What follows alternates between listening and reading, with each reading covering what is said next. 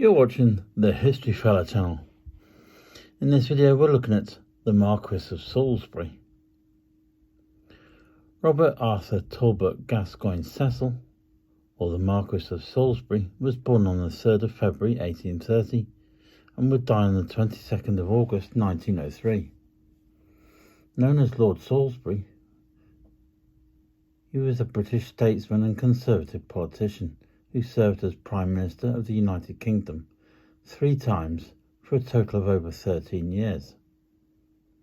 He was also Foreign Secretary before and during most of his tenure. He avoided alignments or alliances, maintaining the policy of splendid isolation.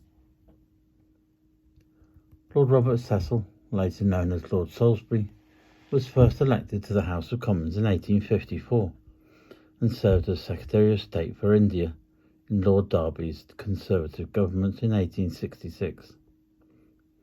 In 1874, under Disraeli, Salisbury returned as Secretary of State for India, and in 1878 was appointed Foreign Secretary and played a leading part in the Congress of Berlin.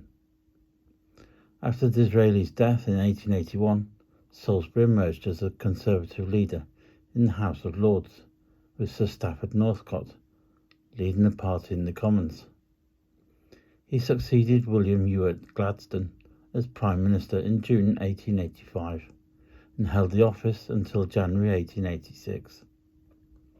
When Gladstone came out in favour of Home Rule for Ireland, Salisbury opposed him and formed an alliance with the breakaway Liberal Unionists, winning the subsequent general election.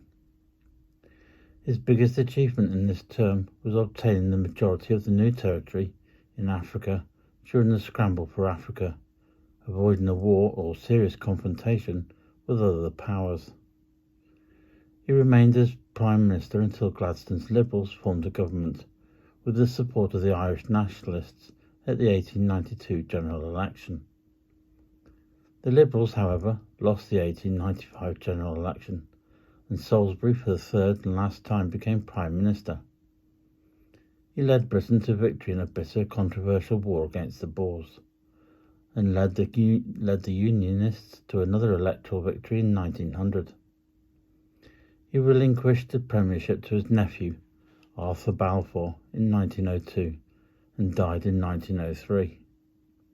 He was the last Prime Minister to serve from the House of Lords throughout the entirety of their premiership. Historians agree that Salisbury was a strong and effective leader in foreign affairs, with a wide grasp of the issues. Paul Smith characterises his personality as deeply neurotic, depressive, agitated, introverted, fearful of change and loss of control, and self-effacing but capable of extraordinary competitiveness. A representative of the landed aristocracy, he held the reactionary credo, whatever happens will be for the worse, and therefore it is in our interest that as little should happen as possible. Searle says that instead of seeing his party's victory in 1886 as a harbinger of a new and more popular conservatism, he longed to return to the stability of the past, when his party's main function was to restrain demagogic liberalism and democratic excess. He is generally ranked in the upper tier of British Prime Ministers. If you found this video to be informative, please feel free to like the video and subscribe to the channel.